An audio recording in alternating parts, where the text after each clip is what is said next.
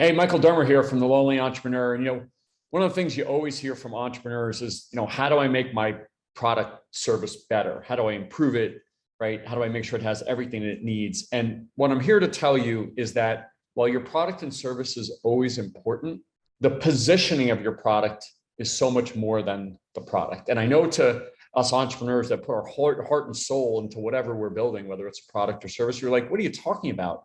It's all about the product. But here's what I would say. Think about Nike. For those of you who are runners, you think about Nike and ASICS and Saucony. And if you go back and you ask runners, which of these sneakers are better running sneakers, most of the time, Nike falls last and a distant last. And yet Nike sells 10 times or 20 times or 50 times more running sneakers than ASICS and Saucony combined.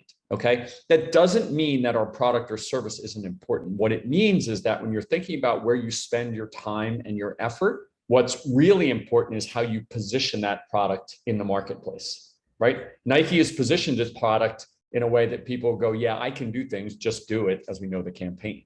And that allows them to sell more and more and more and more, right? If you drew a pie chart and you said, how much effort should I spend on my positioning versus my product? It should be 75% positioning and 25% product. And remember, that's counterintuitive for us for when we're working as an entrepreneur and maybe some of the things aren't going so well that we want to happen. The first thing we do is, okay, let's make the product better, right? Let's improve it. Let's give it more features. But frankly, nobody's really paying attention to your product until you give them a reason to. And that's all how you go about positioning your product. Okay. So when you're thinking about your time and your effort, how do you find that market niche, that market segment, that, as we say, playground where nobody else is playing, where your product is positioned in such a way where people go, yeah, that makes sense to me, and then start to pay attention to all the features and benefits of the product. So listen, I know this is a counterintuitive thing.